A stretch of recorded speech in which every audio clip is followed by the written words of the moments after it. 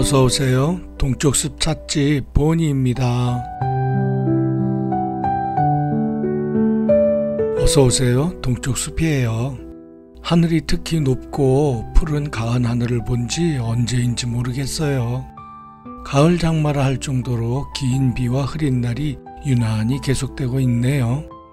해를 보지 못하니 기분도 우울해지는 듯하고 기온도 뚝 떨어져 따뜻한 차 한 잔이 생각나네요. 오늘은 노년의 뇌 기능을 활발하게 하고 치매에도 좋다는 차를 골라볼까 하네요. 이미 말씀드린 것들도 상기해 보네요.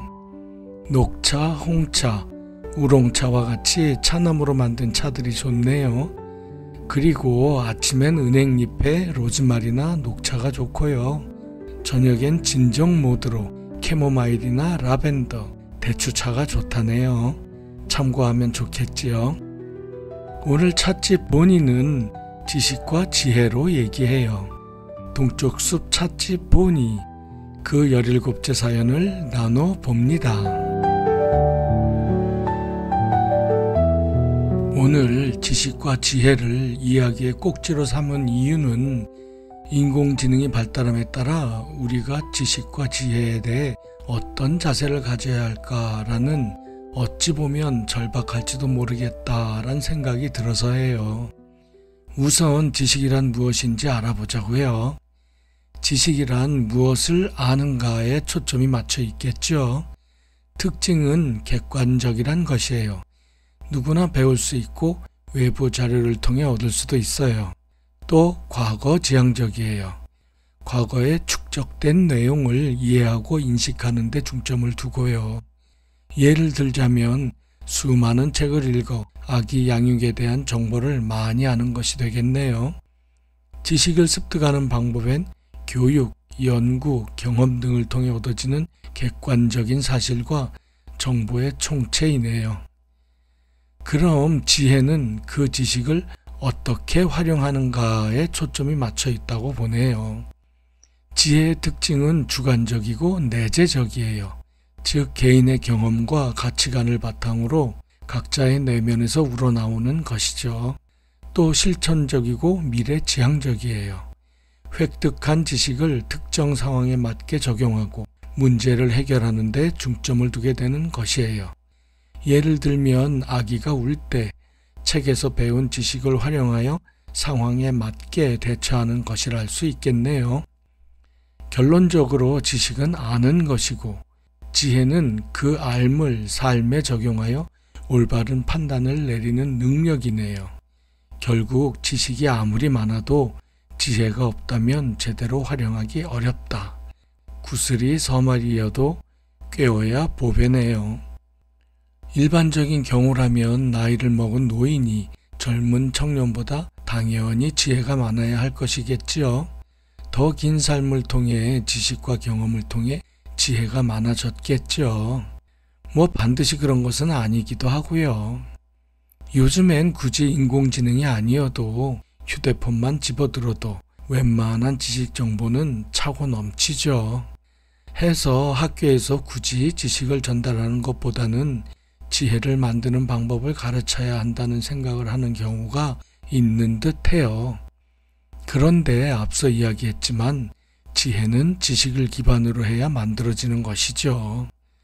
또 예전에 비해 지식을 접할 기회가 빨라지고 많아졌다는 것이지 그 차고 넘치는 지식이 그저 내 것이 된 것은 아니라는 것을 자주 잊어버리곤 하는 듯이고요. 물론 학교에서 배우는 것이 반드시 지식과 지혜만 있는 것은 아니고 더 중요한 인성, 태도와 가치관, 사회성, 창의성 등을 배우고 익혀서 바른 삶을 살게 하는 것이겠고요. 이런 여러 가치를 어우러야 참다운 지혜가 나오게 되겠죠. 자, 인공지능과 연결해 볼까요? 요즘 챗 GTP나 제미나이 등 언어 모델의 인공지능을 접해보면 불과 2년 전과는 그 정보의 정확성과 논리성, 창의성 등이 엄청나게 좋아진 것을 확연히 알 수 있을 정도예요. 무료 버전을 사용함에도 불구하고 말이죠. 유료는 결점을 찾기 어려울 정도네요. 또 목적에 따라 각각의 인공지능 모델들이 맹활약을 하고 있네요. 단순히 지식만 전달하는 것이 아니라 인간처럼 비교 분석하고 결과 예측까지 창의성을 발휘해서 지혜를 제공하는 단계로 곧 완벽하게 될 것 같아요. IT 기업을 운영하고 있는 CEO가 앞으로는 신입사원을 채용할 이유가 없어질 것 같다고 해요.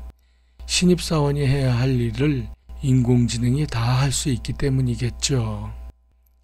이런 시대를 앞에 두곤 나는 무엇을 어떻게 해야 할까라는 생각을 해보게 되네요.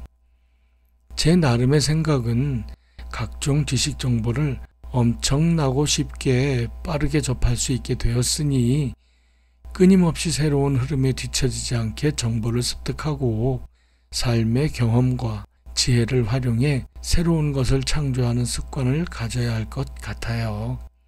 아무리 사소한 것이라도 늘 새로운 것을 시도하고 안주하지 않는 것에서 기쁨과 행복을 느낄 수 있도록 호기심을 길러야겠네요. 사실 제가 동쪽숲 찻집 보니와 동쪽숲 쉼터를 작성하는 것에도 인공지능의 힘이 많이 들어가 있어요.